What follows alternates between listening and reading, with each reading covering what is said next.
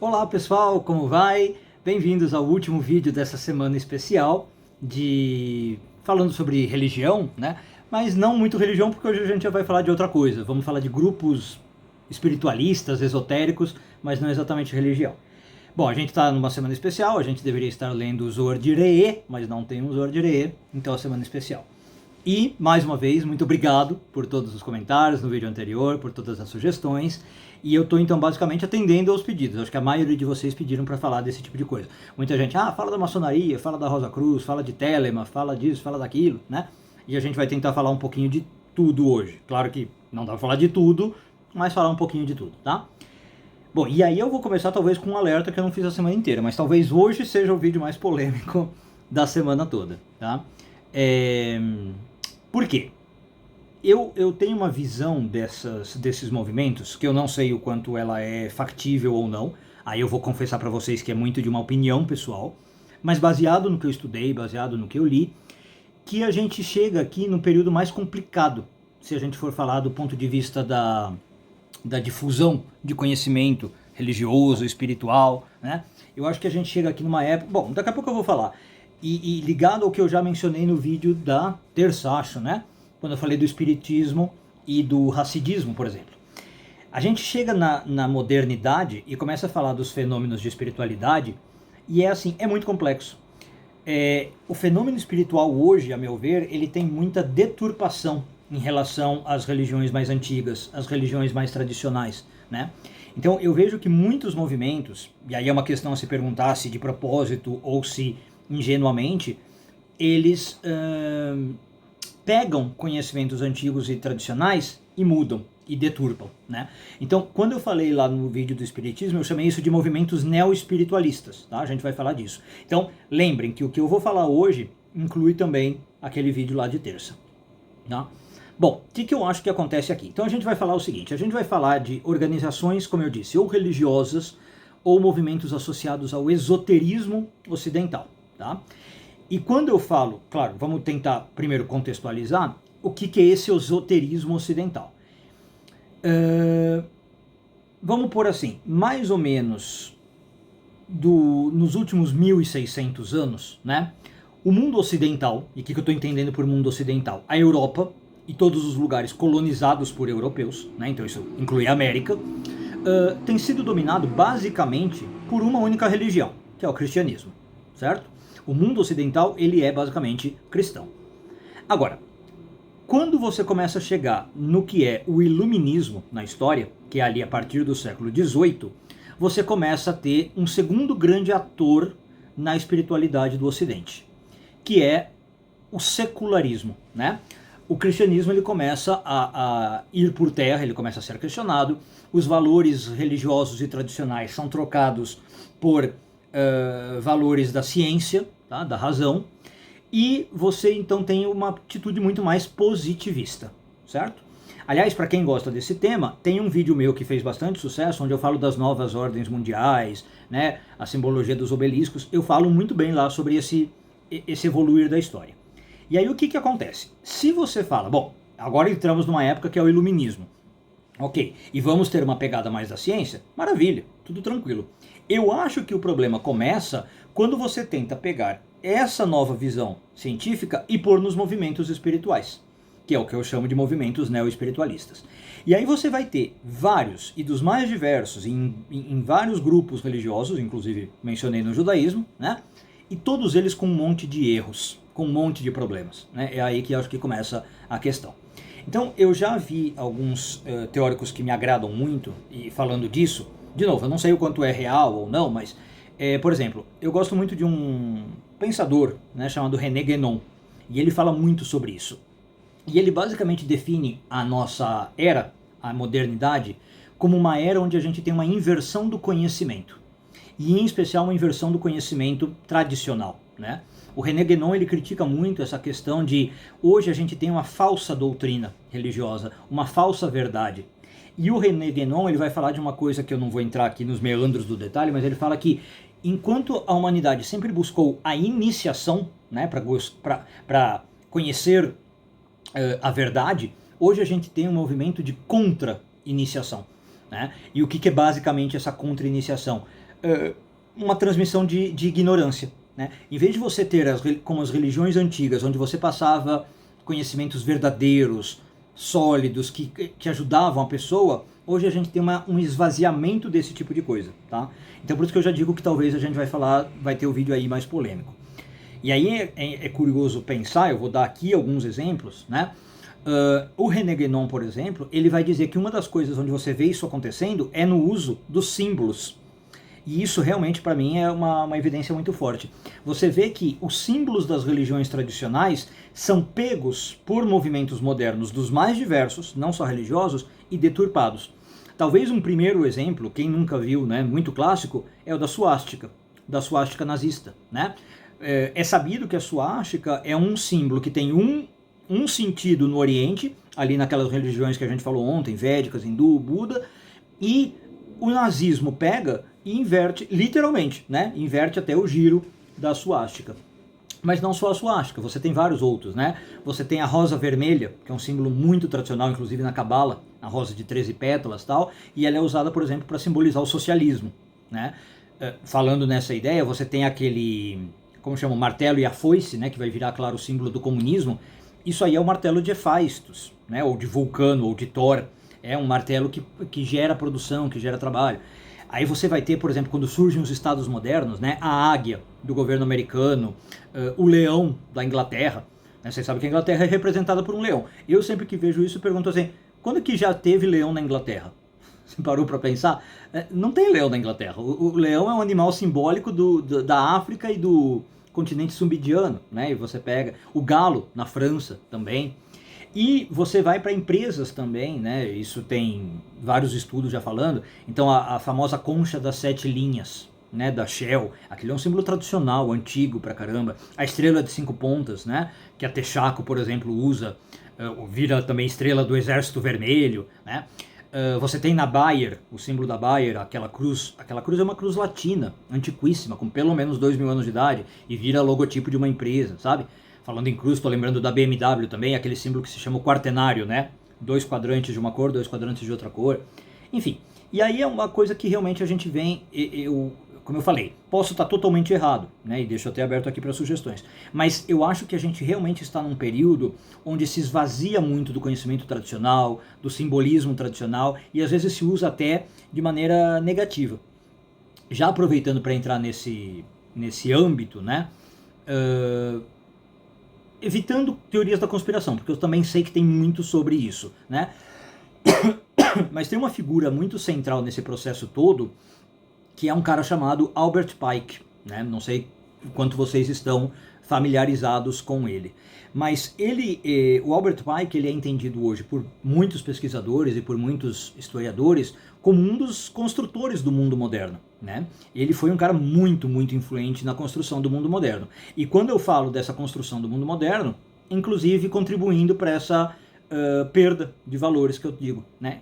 Bom, então basicamente, não é o vídeo sobre Albert Pike, claro, mas só pra gente mencionar ele. Quem que era Albert Pike? Ele era um advogado, militar, né, escritor, um cara muito profícuo, americano, viveu ali de 1800 e pouco a quase 1900, né, viveu quase 100 anos, tá?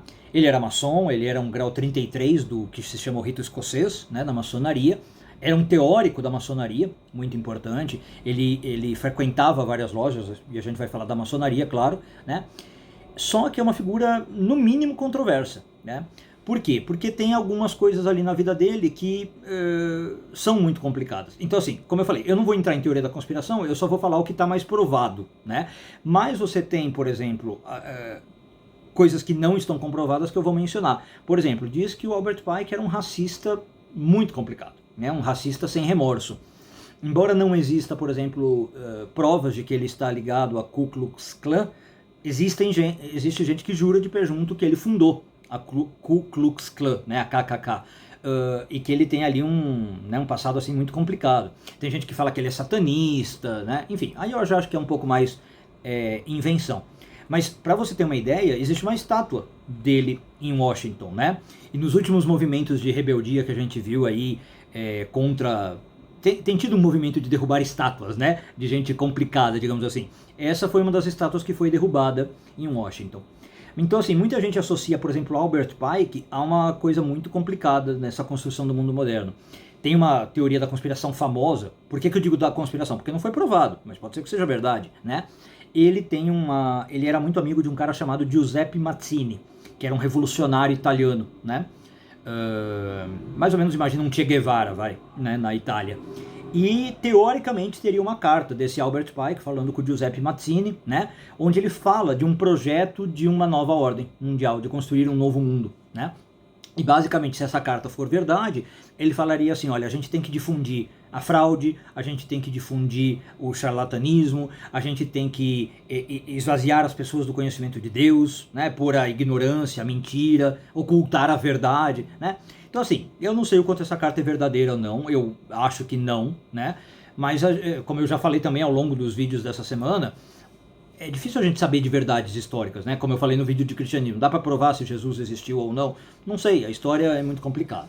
Mas enfim, tirando esse ponto, né, eu acho que fica claro aí porque que eu falei que o vídeo pode ser o mais polêmico. Então vamos lá. O esoterismo ocidental, como é que ele funciona? Depois dessa longa introdução, né? Eu vou entender o esoterismo ocidental, né, e essas escolas iniciáticas, esses grupos, basicamente assim. É o que não se enquadra em nenhuma das duas primeiras categorias que eu mencionei, né? Então eu falei que o Ocidente, ele tinha por muito tempo, por pelo menos 1600 anos, o cristianismo, né, como religião, e do iluminismo para frente ele começou a ter um secularismo.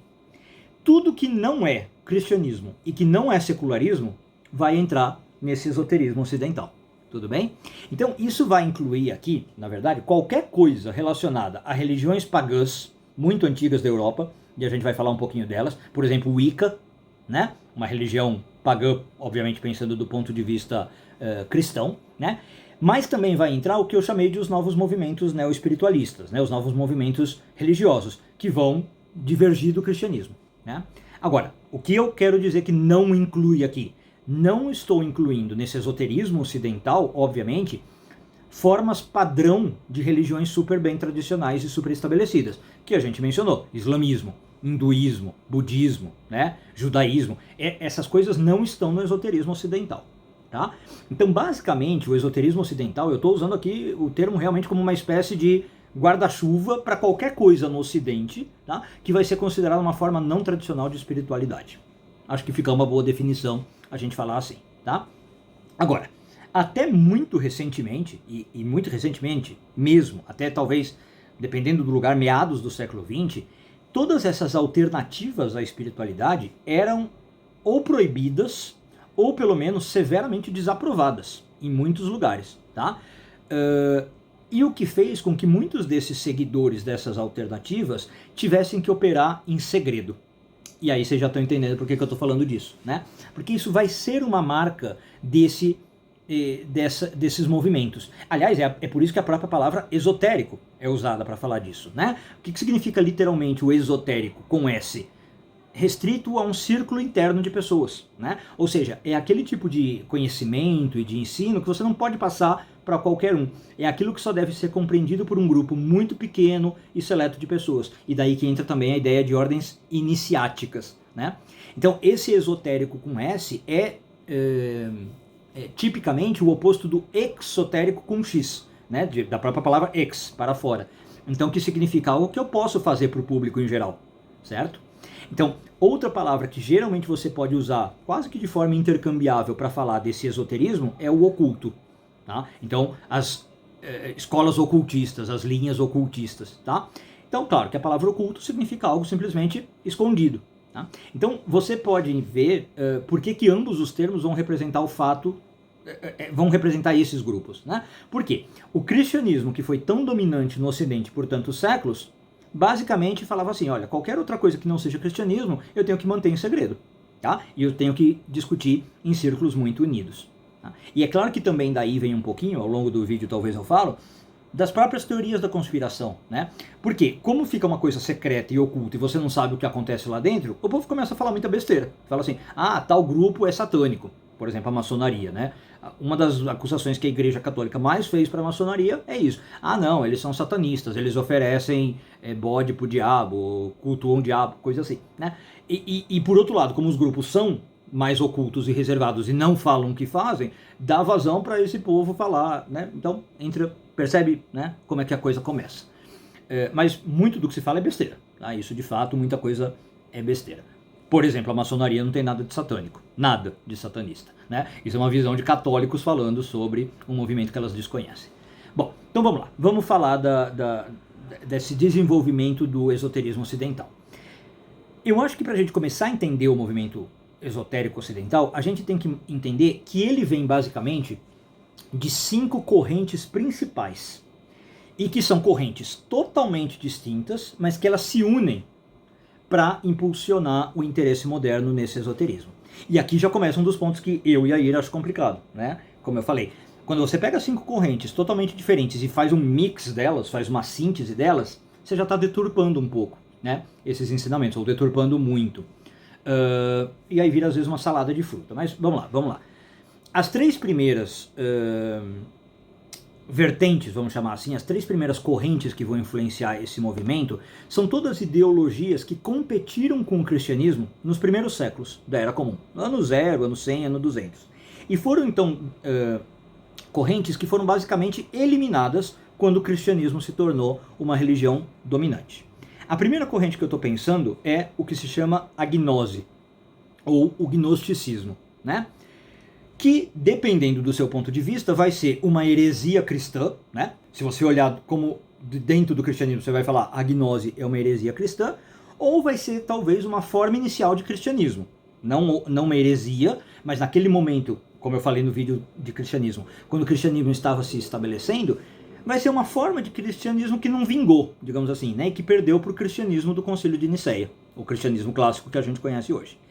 Bom, é óbvio que eu não vou poder me aprofundar na gnose, no gnosticismo, porque eu tenho que falar até das outras 4 correntes, mas basicamente o que a gnose sustentava? Que o mundo físico é completamente ruim, né? A gente vive num mundo que é completamente negativo e que, portanto, eu tenho que tentar buscar conhecimento sobre o mundo oculto e espiritual, que é o mundo da verdade e o mundo verdadeiramente bom.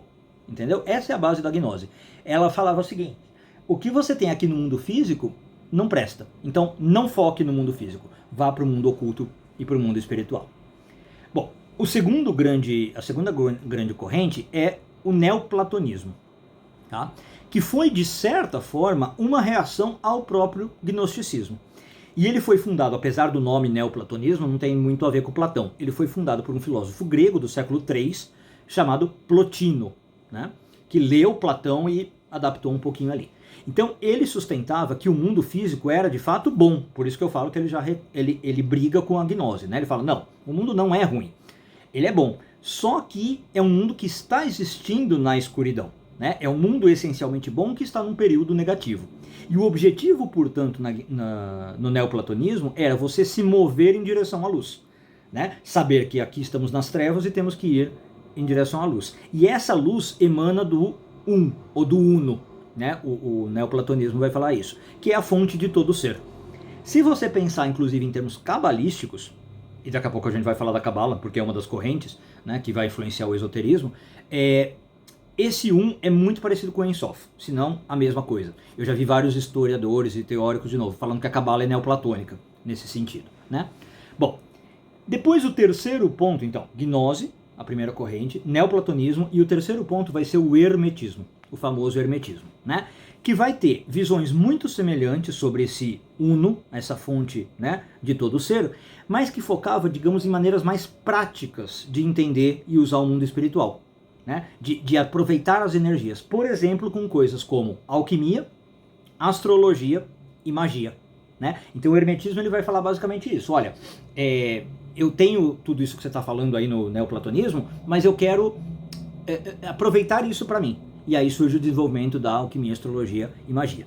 Da onde que vem o nome hermetismo, né? Acho que é bem famoso, mas só para a gente deixar registrado, de uma figura lendária, não existe prova de que ela existiu, chamado Hermes Trismegisto, né? Hermes 3 vezes grande, Megisto é da palavra mega, né? E que aí você já começa também a ter um debate de quem que seria. Tem gente que fala que é o Hermes da mitologia grega, mas também é o Thoth da mitologia egípcia, né? Tem gente que faz uma identificação entre essas figuras.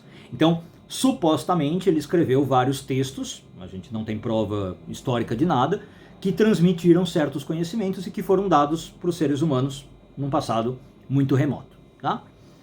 Bom, em contraste com essas três primeiras correntes, vamos chamar assim, que enfrentaram o cristianismo e tal, você vai ter a Cabala, que ela não enfrentou propriamente, né, o cristianismo, ela teve talvez alguns choques, mas não enfrentou. E é uma forma, como vocês sabem, né, não vou nem focar muito nisso, desnecessário, de misticismo judaico, né, mas que tem, como eu falei, muita coisa que concorda com as três primeiras correntes. Né? Ela fala de um Deus verdadeiro, de um Deus incognoscível, de esferas ocultas, as Sefirot, que foram reveladas por Deus, que o nosso mundo é um lugar com sombra. Então ela pensa muito igual essas outras correntes. E por fim, a quinta corrente que vai influenciar o esoterismo, né, e que representa, na verdade, eu vou por aqui quase que como um guarda-chuva de todas as várias ideias tiradas das religiões orientais, que eram conhecidas no Ocidente até certo ponto. Né? Então, assim, todas as religiões orientais, todo o misticismo oriental vai ser uma grande vertente, uma grande quinta vertente que vai influenciar o esoterismo. Tá? Mas que, claro, elas começam a chegar no Ocidente muito tempo depois delas já estarem muito fortes no Oriente. Né? Do que eu estou falando basicamente? Hinduísmo, por exemplo. Né? Então, como a gente falou no vídeo do hinduísmo, o hinduísmo é milenar, mas ele chega na Europa muito depois. Né? E aí ele é apropriado pelo europeu, o hinduísmo é lido pelo europeu e começa a entrar em movimentos esotéricos, que vão começar a falar de reencarnação, de karma, de dharma, né? E desse tipo de coisa. Tudo bem? Tá, então, como eu falei, claro, poderia falar muito mais sobre essas cinco vertentes, né? Mas aqui o objetivo é dar uma visão um pouco mais geral e mais rápida. Então, o que acontece? Durante os anos 1500, vamos por ali, um pouco antes do Iluminismo, né? 2, 3 séculos antes do Iluminismo, todas essas ideias antigas que eu falei, Cabala, Gnose, Neoplatonismo, escolas orientais e hermetismo, começam a ressurgir na Alemanha. Por quê? Por causa de um movimento histórico que a gente sabe que é o Renascimento. Né? O que é o Renascimento? Por que esse nome? Eu tenho um interesse na Antiguidade Clássica.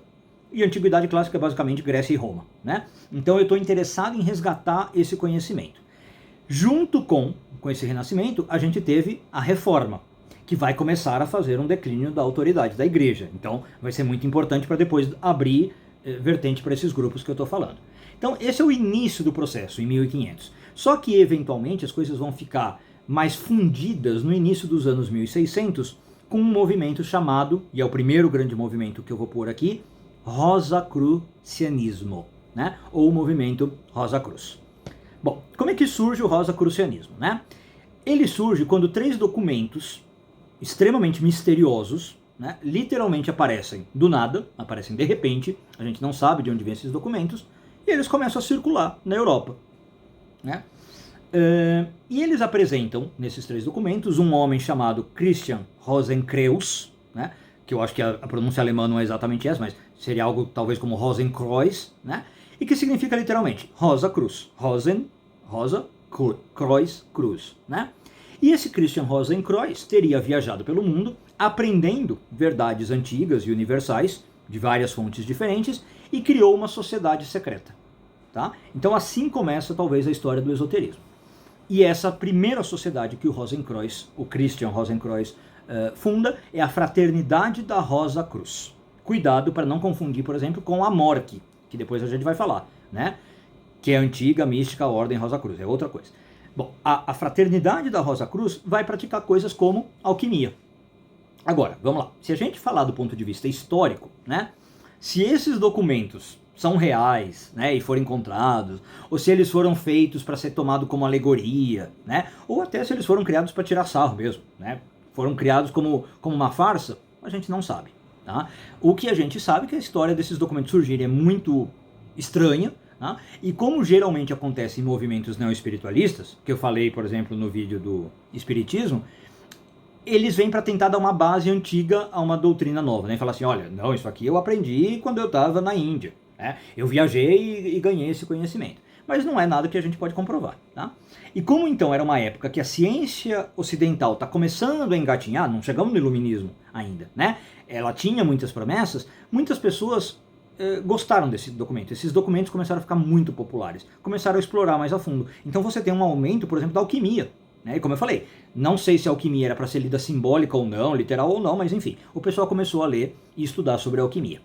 Na mesma época, tá? Na Inglaterra e na Escócia, começam as fundações da maçonaria moderna, né? Que elas vão começar a ser estabelecidas.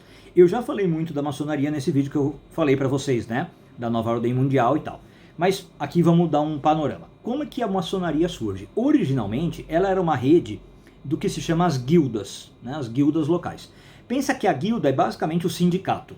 Né? O que você tem hoje de um sindicato moderno, você tinha a guilda antigamente.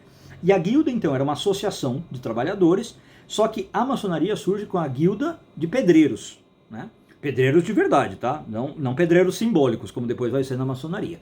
Então, eventualmente, essas guildas começam a permitir, com o passar do tempo, por motivos históricos, que pessoas que não são pedreiras se unam às guildas. Indivíduos ricos, né? Indivíduos influentes, indivíduos poderosos.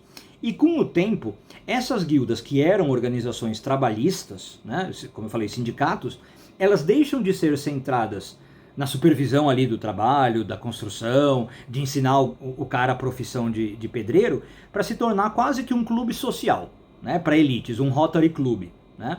E ele começa a ter uma estrutura, muito mais complexa, né? E com todos os tipos de segredo, e aí surgem, por exemplo, os graus. Você começa a ter graus nessa maçonaria. Isso tudo que começa a acontecer se mostra muito útil para os interessados no rosacrucianismo. Por quê?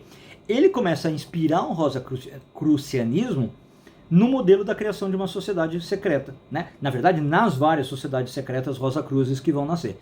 E a primeira delas foi a Ordem da Cruz Dourada Rosa-Cruz, tá?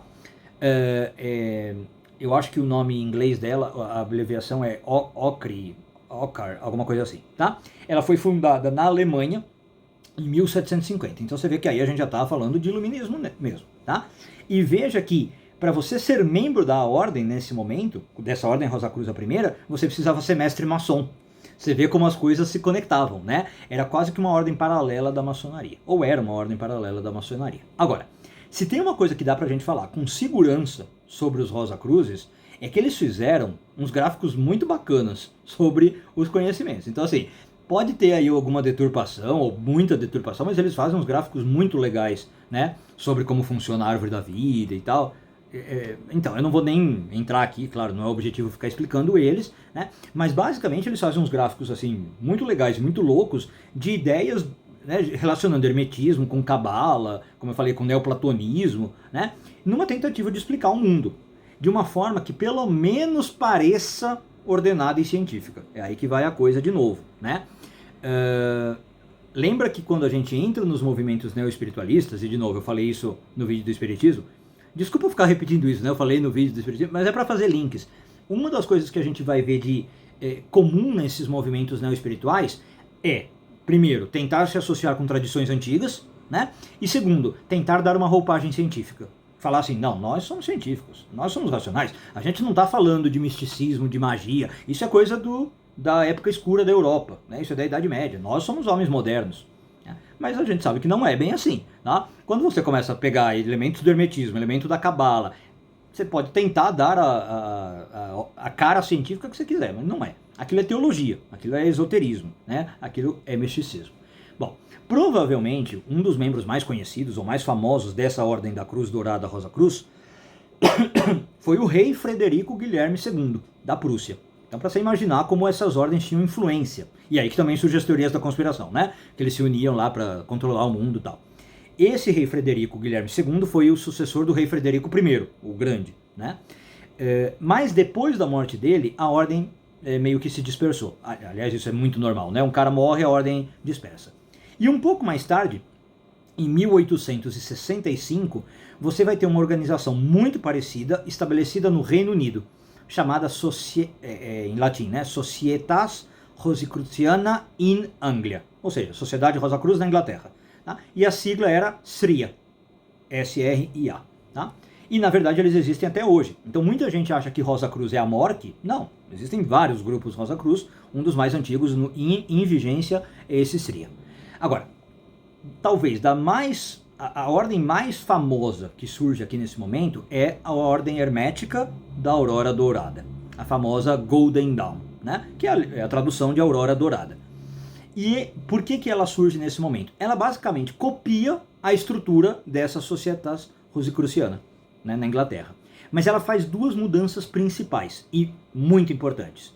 Primeiro, ela permite que mulheres se juntem ao quadro.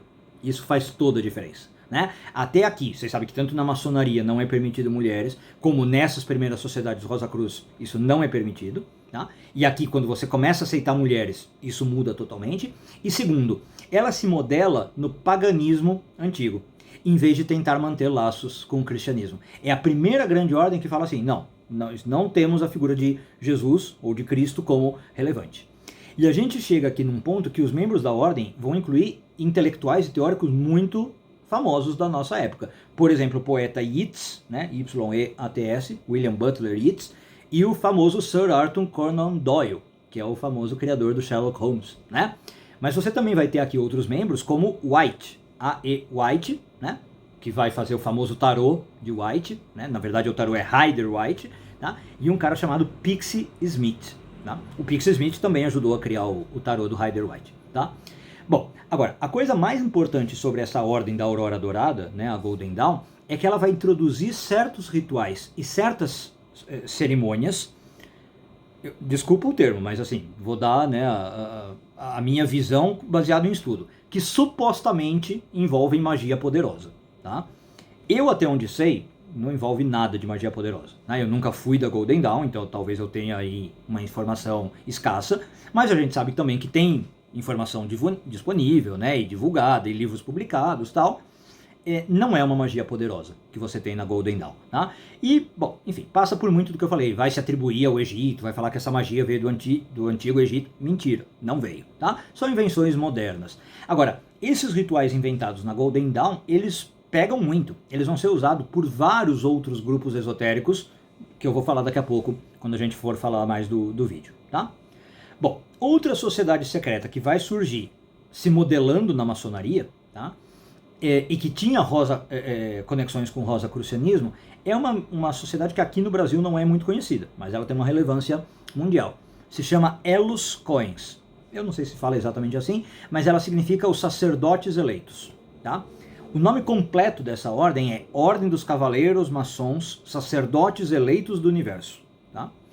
Bom, então essa é a organização, eu não vou entrar em detalhes nela, mas ela é muito relevante, em especial porque ela mais tarde vai inspirar um ocultista francês, que quem gosta desses assuntos certamente já ouviu falar, um cara chamado Papy. Né? Eu falo Papus, né? Mas eu acho que pelo francês o pessoal chama de Papy. E que ele vai fundar a famosa Ordem Martinista. Aliás, muita gente me pediu para falar, né, da Ordem Martinista, eu vou falar um pouquinho dela. E ali, ó, lembra que eu falei da deturpação de símbolos? Aqui já temos um bom exemplo. O símbolo da Ordem Martinista é uma estrela de Davi. Pergunta se a Ordem Martinista tem algo a ver com o judaísmo. Nada. Né? Nada, absolutamente nada, mas ela usa uma estrela de Davi como seu símbolo. Bom, antes da gente de a gente avançar, se a gente sair do rosacrucianismo e da maçonaria, que começaram a definir a estrutura das sociedades secretas ali, eu vou falar um pouco da influência que a maçonaria vai ter num movimento mais para religioso do que esotérico, que é o mormonismo, né? Mormon. No Brasil muito forte, inclusive, né? Principalmente em algumas cidades como São Paulo. O fundador, eu não lembro se ele tinha um nome, é Joseph Smith, mas acho que tinha mais um nome dele, né? E os próximos 3 presidentes que vão ter são todos conhecidos por serem maçons. Comprovado, não é teoria da conspiração. Os primeiros presidentes do mormonismo os 4 primeiros são maçons. E definitivamente você encontra semelhanças entre certos rituais e símbolos, né? Rosacruzes maçons, vamos chamar assim, e os rituais e símbolos usados no mormonismo. Tá?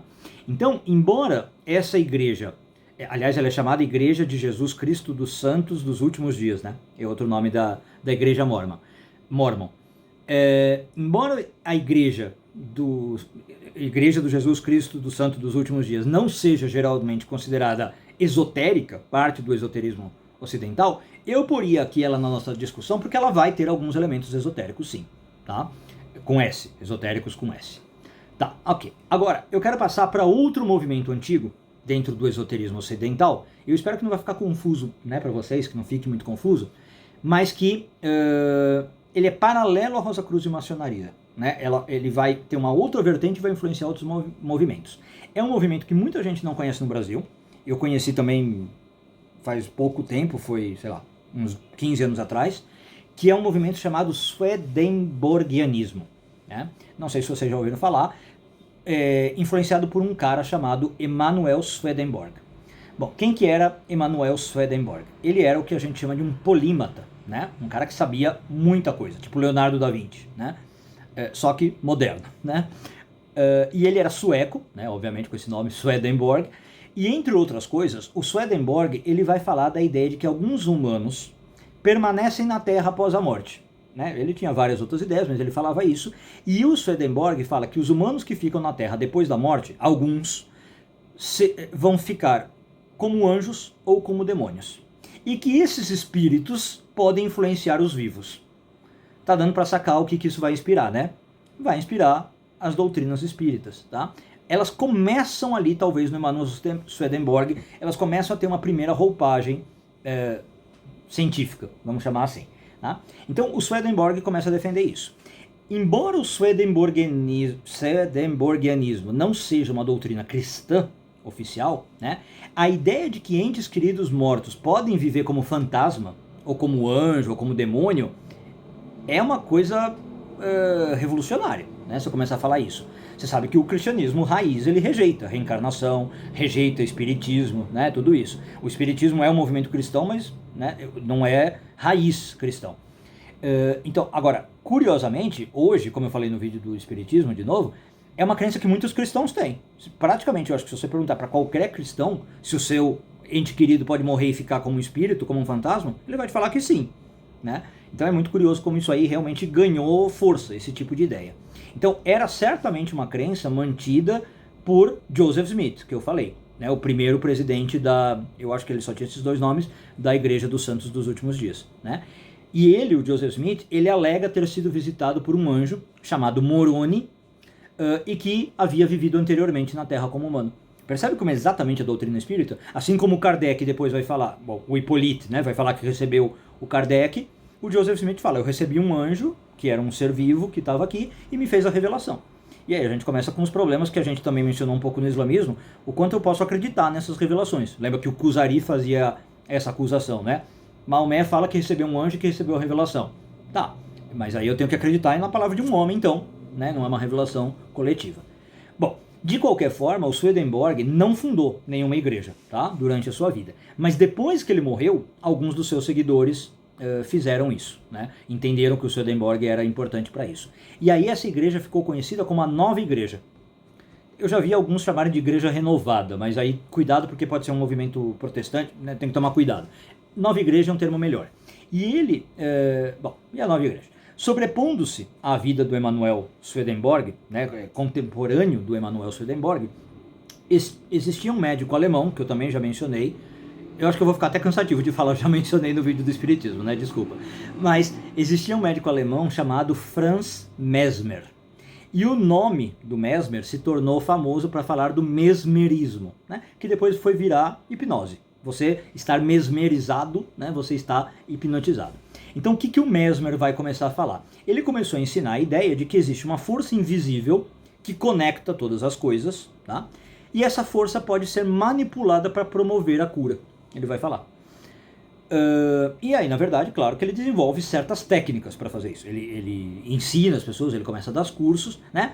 Mas é aí que as coisas começam a ficar, sei lá, no mínimo interessantes. É daí que você vai ter, por exemplo, radiestesia, radiônica, né? Uma doutrina aí energética e espiritual que também quer se pôr como científica, né?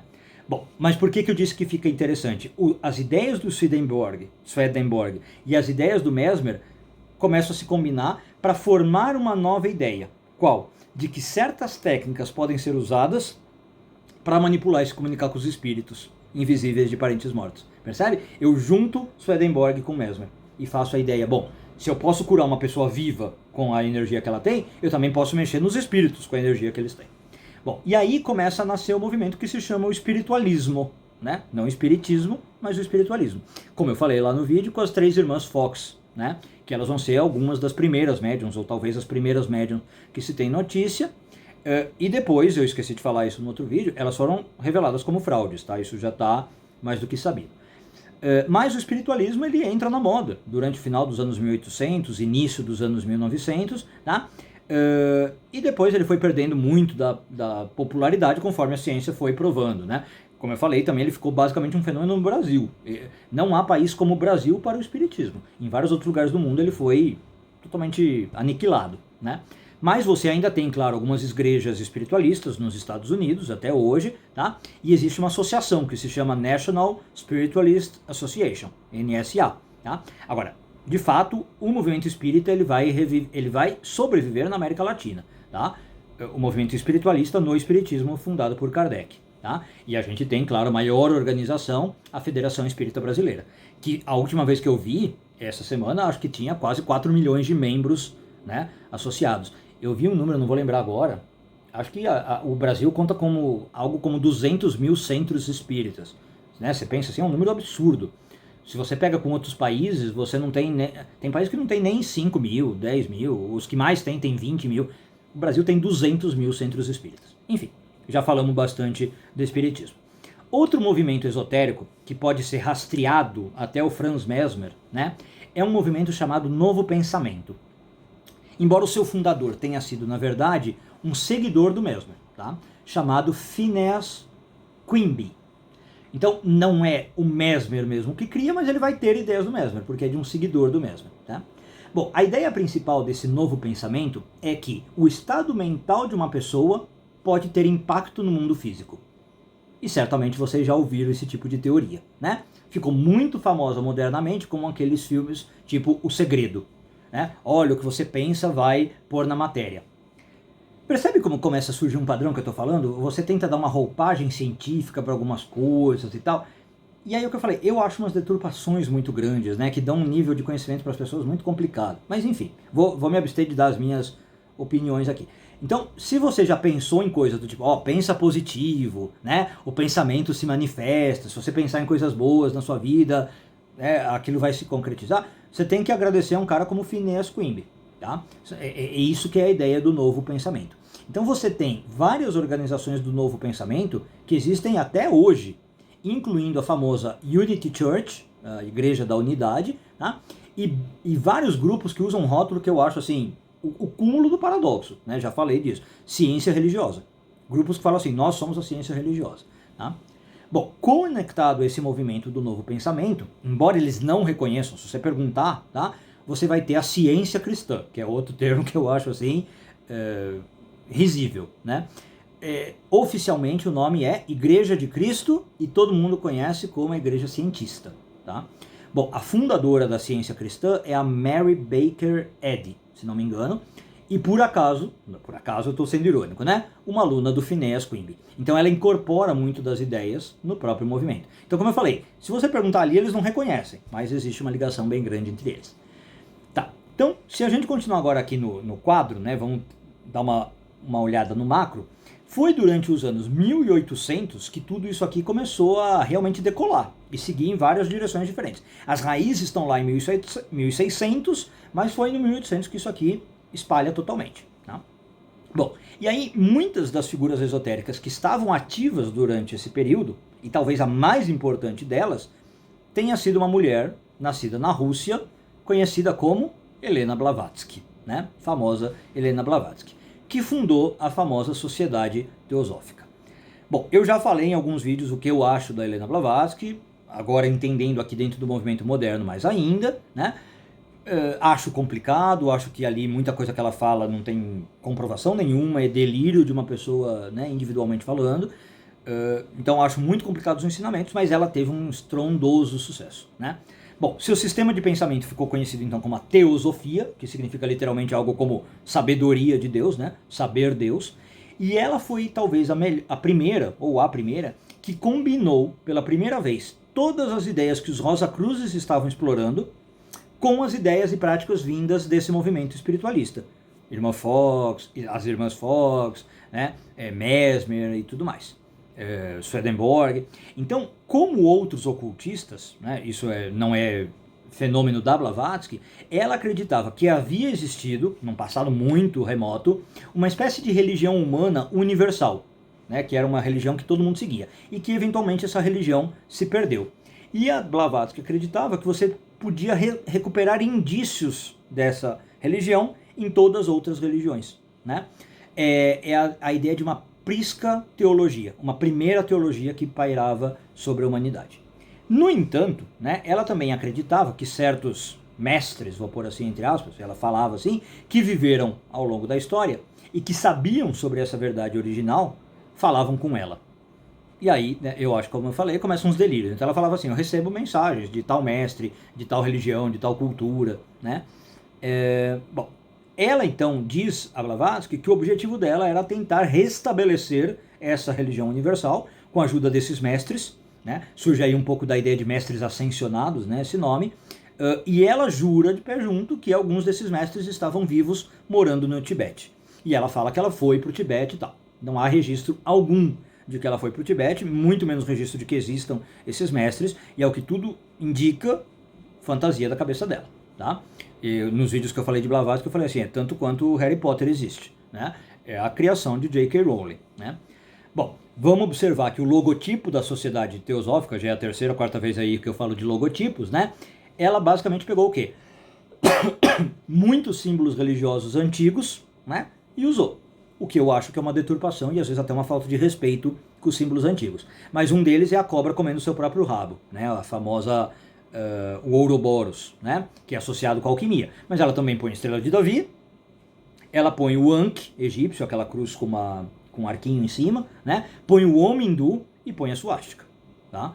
Bom, que antes da associação com o nazismo ainda não tinha acontecido, foi usada pelo budismo e por outras religiões. Então esse uso dos símbolos eu acho muito complicado, tá? E não só na Blavatsky, eu estou falando de tudo, falei das empresas, tá? Acho que, por exemplo, a maneira que alguns grupos evangélicos novos usam símbolos do judaísmo, acho muito complicado, né? Você vê pastores evangélicos usando talit, usando kippah, parecem rabinos, né? Ou se transfiguram de rabinos, se travestem de rabinos, né? Enfim, como eu falei, isso é minha opinião. Eu acho um pouco desrespeitoso e um pouco complicado. Bom, agora, eu falei do nazismo e, no entanto, né, vai existir de fato uma ligação real entre a teosofia e as ideias racistas promovidas pelos nazistas. E aqui a gente começa um ponto extremamente complicado dessa história, né? Por quê? Uma das ideias que a Blavatsky vai desenvolver, e como eu falei, a Blavatsky, para bem ou para mal, na história da humanidade teve sucesso, é a ideia do que ela chamava de raças originais, ou de raças raiz, né? E ela fala que essas raças eram conectadas a continentes perdidos como Atlântida e a Lemúria. De novo, tá vendo? Aquelas teorias e para mim é teoria da conspiração isso. Não tem prova nenhuma de Atlântida, de Lemúria, né? Enfim, e ela fala que tinha essas raças raiz. E ela ensinava que existia uma raça chamada, adivinhe, raça ariana. E qual que era essa raça ariana, segundo a Blavatsky? A raça mais avançada, né? Então assim, percebe? Não preciso nem falar, né? A complicação. Você começa com o conceito de raças, você começa a falar que tem uma raça que é ariana, que é a mais avançada. Uma coisa vai levando a outra, né? Quando você vai ver, você vai ter um movimento que vai se chamar Ariosofia, que significa sabedoria dos arianos, tá? Derivado da teosofia. E isso vai se combinar com um movimento chamado, desculpe agora meu alemão, mas é Volkis, alguma coisa assim, que é um movimento neopagão inicial que buscava conectar a Alemanha de volta com as suas raízes originais. Percebe como está se começando as raízes do nazismo aí? Então falar assim, olha, a Alemanha tem que voltar à sua glória do passado, à sua origem do passado. E aí vai começar que nós somos os arianos, que nós somos os melhores e tal. Então você vai ter um monte de grupos ocultistas surgindo, e um deles eu mencionei naquele vídeo da Nova Ordem Mundial, se não me engano, a famosa Sociedade Thule, né? Que era uma sociedade já nazista. Quando você entra na Sociedade Thule, ela já é assim a pior coisa que existe infelizmente, da produção humana, tá? E os nazistas vão tirar dali a ideia da suástica, como eu disse, como símbolo principal. Então isso vem, por exemplo, via Blavatsky. Pego a suástica hindu, né, oriental, uso como um símbolo filosófico e aí vira um símbolo político do movimento talvez mais horrível que já existiu na face da Terra, né? Agora, vamos lá. Você já deve ter ouvido falar que existe conexão entre o nazismo e o ocultismo, né? Que o nazismo era ocultista, que o líder nazista, eu não gosto de falar o nome dele, era como fala, místico, né, ou ligado a essas coisas e tal. Tem ligação. Mas a influência geral que o ocultismo teve no nazismo, muitas vezes é exagerada, tá? Não é tudo isso que as pessoas falam. Como eu falei, tem muita teoria da conspiração. Então falam de nave extraterrestre, que o Hitler, eu falei, não gosto do nome dele, mas vou falar, né? Que o Hitler gostava de buscar naves extraterrestres, que estava tendo contato com OVNI. Eu acho que aí já começa um pouco o mundo da viagem, tá? Que aliás a gente falou no vídeo também do espiritismo, um fenômeno moderno é as religiões ufológicas, né? A pessoa que começa a achar que ET é Deus, que ET vai te mandar mensagem. Pra mim, aí acho que começa, desculpa, muita deturpação, né? Bom, então tem uma relação entre nazismo e ocultismo? Tem, claro. Mas eu acho que às vezes é muito exagerada, tá? E, em parte, como eu falei, por que essas teorias da conspiração eram usadas? Tá? Como eu falei da igreja falando da maçonaria. Às vezes para fazer os nazistas parecerem ainda mais malignos e sinistro do que ele era, né? Eu penso assim, como se fosse necessário. Eu acho que se você entender o que o nazismo fez sozinho, você não precisa fazer eles mais malignos e sinistros. Tá? Mas, ok, tem as teorias da conspiração sobre isso. Na realidade, então, o que acontece? Embora você tenha tido alguma influência, sim, os nazistas eles estavam muito mais preocupados com a agenda política do que com questão espiritual. Tá? Eles não estavam preocupados com questões ocultistas de fato.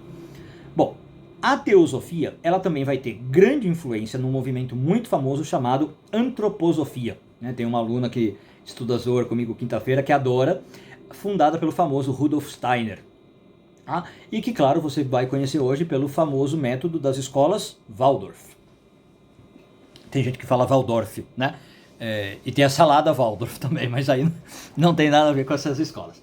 Bom, então você vai ter aí uma ideia de tentar combinar o quê? Espiritualidade com, adivinhe, como sempre nesses movimentos, método científico, né? Então eu vou tentar usar a espiritualidade com a pedagogia, com a ciência, para desenvolver o ser humano ao seu máximo. E ela vai pôr muita ênfase no livre-arbítrio, né, e coisas assim.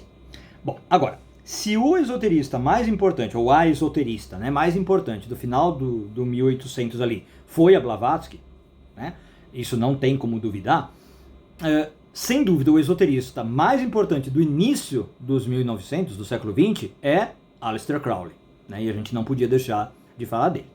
Bom, vamos lá. Aleister Crowley era originalmente um membro da Ordem Hermética da Aurora Dourada, que a gente mencionou, tá? Mas depois ele desenvolve o seu próprio sistema de pensamento, né? Ele rompe com a Aurora Dourada e ele cria a famosa Telema, que muitos de vocês pediram para falar, né? Eu falo Telema, mas sempre tem gente que me corrige, né? Telema. O que é o Telema? Já começa aí com as apropriações, né? Típicas de movimento neoespiritualista. É uma palavra grega, obviamente, tá? O Crowley era inglês, então não é uma palavra inglesa, tá? E Telema significa algo como a vontade divina, né? Então você teria que desenvolver a vontade divina. Bom, já fiz vídeo sobre isso na semana especial de magia, né? Qualquer coisa vocês veem lá o que eu falei da magia do caos e tal. Mas contando aqui um pouco a história, né? Tudo começa durante a lua de mel que o Aleister Crowley tem no Egito. Não vou lembrar o ano, mas é começo do século XX, tá? E supostamente, adivinhe também, padrão nesses movimentos, um espírito ditou para ele um texto chamado O Livro da Lei, né? Então assim, quase todos esses líderes de movimento neoespiritualista, um espírito apareceu para ele e ditou alguma coisa, né? Um anjo, um espírito e tal.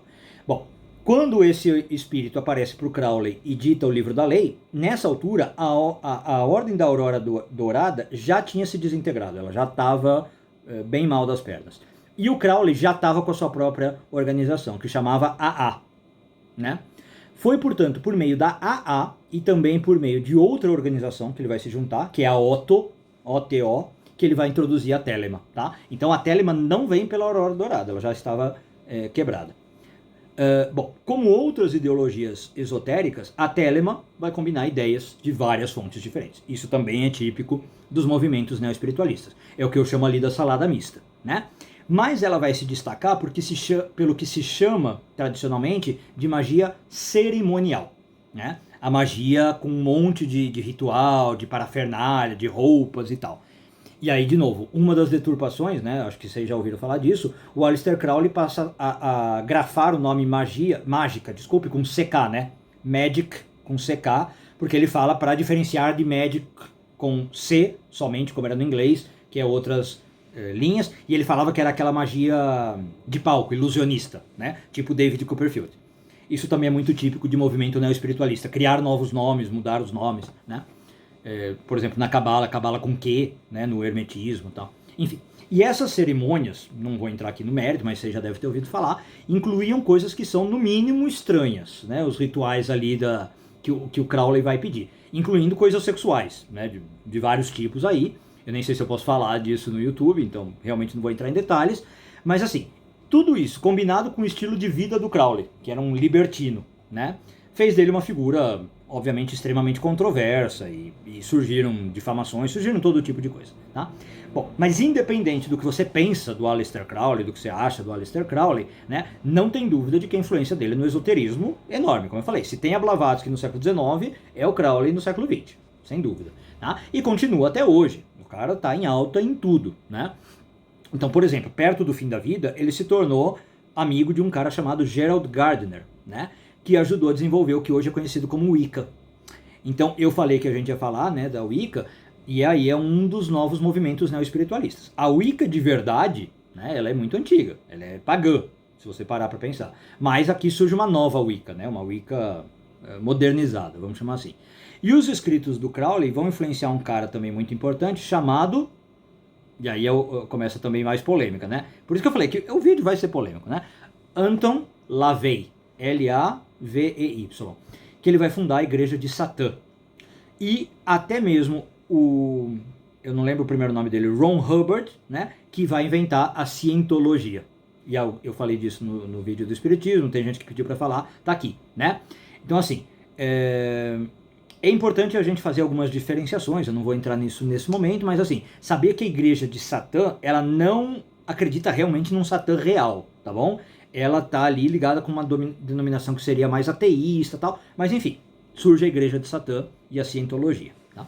Bom, falando da Wicca, né, vamos um pouquinho para lá, como eu disse, vamos falar um pouco do que eu vou chamar de neopaganismo. Eu vou chamar não, muita gente chama de neopaganismo, né? Deixa eu só pedir licença para vocês tomar um gole de bebida. Então assim, a palavra pagão, né, as religiões pagãs e o paganismo, vem da palavra latina que significa rural. Eram religiões rurais, muito ligadas com a natureza e muito ligadas com o ambiente do campo, né, bucólico. E ela foi usada durante a ascensão do cristianismo para descrever as pessoas que seguiam essas religiões mais antigas, politeístas. Então quando o cristão ia para algum lugar da Europa e encontrava esse povo, eles falavam que eram os pagãos. Aliás, tem uma parte muito legal da história que eu gosto, para quem conhece, está ali relatado historicamente no livro das Brumas de Avalon, né? Quando o cristianismo começa a chegar no norte da Europa, tal, conhece os celtas e tal. Então, essas religiões todas do paganismo, elas acabaram sendo extintas, sendo eliminadas pelo cristianismo, inclusive, né? E hoje, você não tem o paganismo original. Isso é muito importante saber. Se uma pessoa te falar que ela está seguindo o paganismo original, desculpe, não está. É uma invenção moderna e uma tentativa de atribuição, né, com as tradições, como a gente falou. Hoje o que você tem são neopagãos, tudo bem? Agora, existem basicamente dois tipos principais de neopaganismo. Primeiro você tem o grupo que dá para se chamar de reconstrucionista. Por quê? Porque eles estão realmente tentando trazer de volta o paganismo como ele era, né? Eles estão tentando reconstruir as religiões pagãs, como elas teriam sido seguidas, né? Não vou entrar aqui no mérito quanto isso é possível fazer ou não. Eu e Yair, particularmente, acho que não. Porque realmente, e infelizmente, essas religiões foram extintas. Tá? Mas tem esse primeiro grupo. Então, por exemplo, você vai ter o helenismo, né? Que é uma tentativa de trazer de volta a adoração dos deuses gregos, como era na época da Grécia. Né? E você tem, claro, o próprio paganismo, uma tentativa de trazer de volta a adoração de deuses alemães, vamos chamar assim. Tá? Agora, em contraste ao neopaganismo reconstrucionista, você vai ter um neopaganismo eclético, que é mais uma mistura de coisas, mais uma síntese de ideias, né, e de práticas pagãs, do que em vez de tentar reconstruir uma linha ou focar num só tipo. Né? É meio que um caldeirão. Né? Você põe todas as coisas lá e fala, bom, aqui é o meu neopaganismo eclético. Né? Então, um exemplo muito famoso hoje em dia é o druidismo, tá? Que vai promover o quê? A harmonia e adoração dos deuses da natureza em geral, tá? E ele é muito menos exato nos seus objetivos, por exemplo, do que o helenismo, que fala, não, eu quero voltar a religião helênica, né? Ou o reconstrucionismo celta, que é outra coisa, tá? Então, esse druidismo é uma dos neopaganismos ecléticos que eu poria. Agora, de todos os tipos de neopaganismo eclético que a gente pode falar, sem dúvida, a Wicca é o mais popular e o mais conhecido, né? Então, a Wicca ela surge no Reino Unido, eu não sei a data de cabeça, tá? E ela está fortemente associada, claro, ao conceito de bruxa, né? Afinal, a palavra Wicca em si, né, ela é a palavra inglesa antiga para feiticeiro. Depois ela vira witch, né? É daí que vem a raiz. Então, Wicca é o inglês antigo para witch.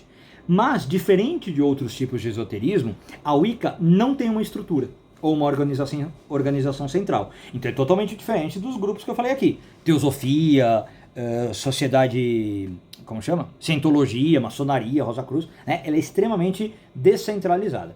A maioria dos praticantes da Wicca simplesmente assim pratica por conta própria, né? É quase que uma religião de auto-iniciação. Você compra, estuda, lê e tal, você incorpora lá os costumes wiccanos na sua vida como você bem entender, né? É muito, muito solto mesmo.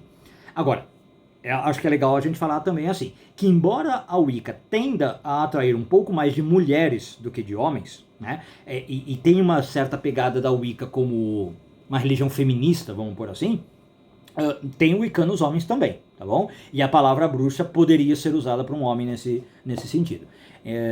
Bom, alguns wiccanos eles vão colocar uma ênfase mais ali forte na mãe divina, né? E portanto tem alguma sobreposição com um outro grupo que é chamado movimento da deusa, tá?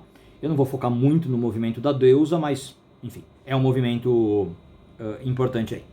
Tudo bem, agora, a última coisa que eu queria fazer com vocês, já indo aí talvez para os finalmente do vídeo, né, é explicar como é que o movimento Nova Era se encaixa tudo nisso, né? O que é o Nova Era? Geralmente a gente não traduz, né, o pessoal fala New Age, o movimento New Age. Bom, eu vou me abster de deixar minha opinião sobre o movimento New Age, mas acho que muito do que eu falei aqui já vai dar para entender, né? O que eu penso do movimento New Age, o que ele realmente transmite de espiritualidade e tudo mais. Mas assim, hoje, muitas das coisas que a gente tem discutido, né, acaba sendo rotulado como Nova Era. Tudo aqui que eu falei às vezes vira Nova Era, né? Wicca, druidismo, né, vira New Age. Por quê? Porque a Nova Era, de fato, acabou incorporando um monte de movimentos esotéricos diferentes num grande guarda-chuva, né? Então, por exemplo, você vai encontrar neopaganismo, você vai encontrar teosofia, você vai encontrar espiritualismo e espiritismo, e você vai encontrar o novo pensamento. Aliás, o novo pensamento talvez é o que mais marca o New Age, né? Aquilo que eu falei, mentaliza positivo, que vai dar certo e tal. No entanto, aí eles pegam outras coisas emprestadas que eu também já mencionei aqui. Um dos mais novos tipos de esoterismo, que para mim é uma loucura, as religiões OVNI, as religiões ufológicas, né? E você começa a falar aquela coisa, eram os deuses astronautas, né? Esse tipo de coisa. Eu tive contato com um alien, ele me implantou não sei o que, eu tenho as informações. Todos esses movimentos esotéricos OVNI, eles começam a surgir basicamente na década de 50, né? Depois do famoso caso Roswell, que aliás é um caso bem interessante. Eu acho o caso Roswell e o caso Varginha muito legais. Aliás, o Varginha, só uma nota de rodapé aqui, não é um caso OVNI, tá? Isso aí foi invenção, foi deturpação de mídia. Ao que tudo indica, o que aconteceu ali em Varginha são experimentos científicos secretos do exército, envolvido inclusive com o exército americano, que geraram alguma criatura, como eu posso falar, geneticamente alterada, geneticamente modificada. Mas nunca se falou de OVNI. Aquelas 3 meninas primeiras, né, que viram uma criatura ali agachada perto do muro em Varginha, elas nunca falaram OVNI. Isso é depois a mídia que começa a pôr, né? Elas nem falaram de ET, nem nada disso. Mas enfim, a religião OVNI mais conhecida, provavelmente, é uma que se chama Raelismo. Tá? Foi liderada por um francês que atende pelo nome de Rael, né? Com E, 2 pontinhos, né? Trema no E. De acordo com o Raelismo, todas as histórias da humanidade sobre Deus ou sobre os deuses, não importa se é uma religião monoteísta ou não, são na verdade memória de uma espécie avançada de alienígena que visitou a Terra no passado distante e que eles chamam de Elohim. Bom, não tenho palavras para falar, né? É aqui o auge da deturpação que eu falo. O que é Elohim na Bíblia? O nome de Deus. Tudo bem, é um nome usado para seres fortes. Geralmente até tem Midrashim que falam que são os anjos. Mas aí você tem um cara como Rael, com todo respeito, né? que chega em 1950 e fala assim, não, todas essas religiões estão falando de ET, todas essas religiões estão falando de OVNI, tá? São, como fala? Como eu disse, seres que visitaram a Terra, né? Bom, e aí eles falam, não só que visitaram, que os Elohim continuam visitando a Terra e que eles se comunicam, claro, com o líder do grupo Rael, né? Então o Rael recebe mensagens dos Elohim e instrui os seus discípulos ao que fazer.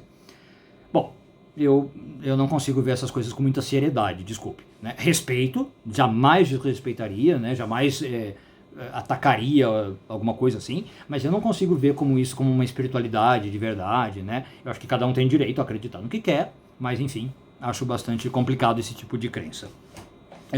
E sempre veja, meus ataques são muito mais, ou quase sempre, aquilo que fala, não é ataques ad hominem, né? Eu jamais trataria uma pessoa que é de uma religião dessas mal, ou falaria, ó, você não sabe... Não, pelo contrário. Eu discuto as ideias da religião, né? Só isso. Bom, quando se trata da nova era, as coisas não são muito específicas, né? Como eu falei, é um caldeirão, um guarda-chuva para muita coisa. Então, assim, não tem uma liderança central na nova era, né? Não tem qualquer estrutura do movimento nova era. Então, apesar da gente falar de coisas New Age e tal, não tem uma estrutura, né?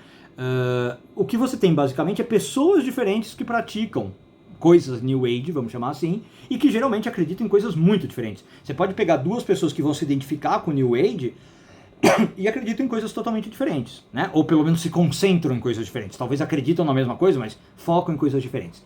Então, embora, por exemplo, nem todos os adeptos da nova era acreditem em alienígenas, não é incomum, que os adeptos da nova era acreditem em algum tipo de ajudantes, né?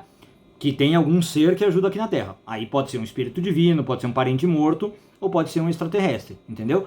Então, às vezes, esses New Age têm alguns conhecimentos, algumas crenças comuns que mudam o conteúdo. Bom, o próprio termo nova era, vamos falar um pouquinho dele, devia ter falado talvez no começo, mas me veio agora, é óbvio que ele tem uma conexão direta com o espaço sideral e com as eras astrológicas, astronômicas da humanidade, né? Então, qual que é a ideia, sem entrar muito em detalhes? Cada 2000 anos, ou mais, né, mais ou menos, tem uma discussão na ciência, você tem o equinócio da primavera, um fenômeno chamado equinócio da primavera, quando o dia e a noite têm exatamente a mesma duração, né?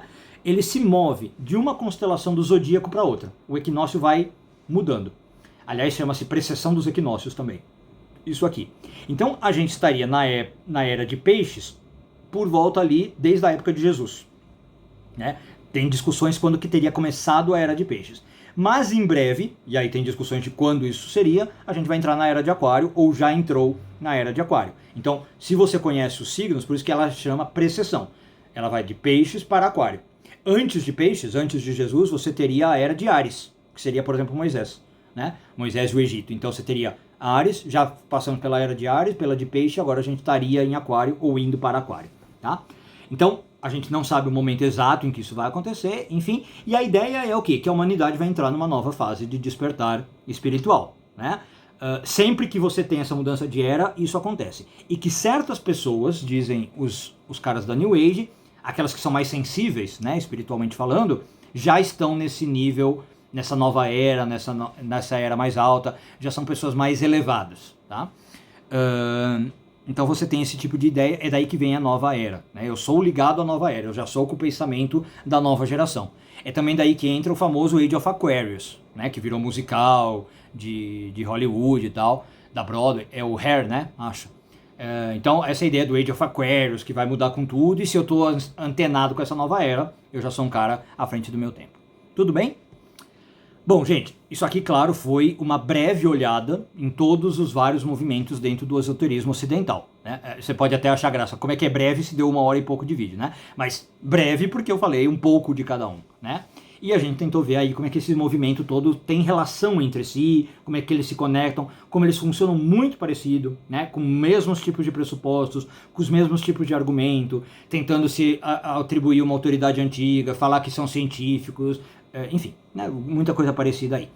Então, assim, como em todos os vídeos que eu fiz ao longo da semana, né? Que eu falei de denominações e de grupos e tal, eu poderia falar muito mais aí sobre cada grupo, mas o objetivo aqui é simplesmente dar uma ideia mais geral, principalmente no vídeo de hoje, que acho que foi o que eu mais abordei vertentes aí. Então, claro que se você quiser explorar mais alguns desses tópicos, né, recomendo aí que você ou use o comentário que eu puder ajudar você a achar alguma bibliografia, ou use o próprio YouTube, né, e se aprofunde em uma dessas linhas que mais te interessou. Sempre que eu puder, eu dou uma olhada aqui na descrição, nos comentários e ajudo vocês. Deixem aí os comentários, o que vocês acharam, gostaram, não gostaram. Se gostaram, deixe o joinha, por favor, isso ajuda muito. Compartilhe o vídeo com amigos. Se puder, se inscreva no canal, né, ou gratuitamente, ou sendo membro. E aí você recebe, né, notícias sobre os novos vídeos. Gente, muito obrigado por tudo. Espero que vocês tenham gostado da Semana Especial como eu gostei. Espero que tenha sido proveitoso e que a gente continue se encontrando muito mais em vários encontros desse tipo, né? Tanto do Zohar como em semanas especiais. Um beijo enorme a todos. Shabbat Shalom e tudo de bom.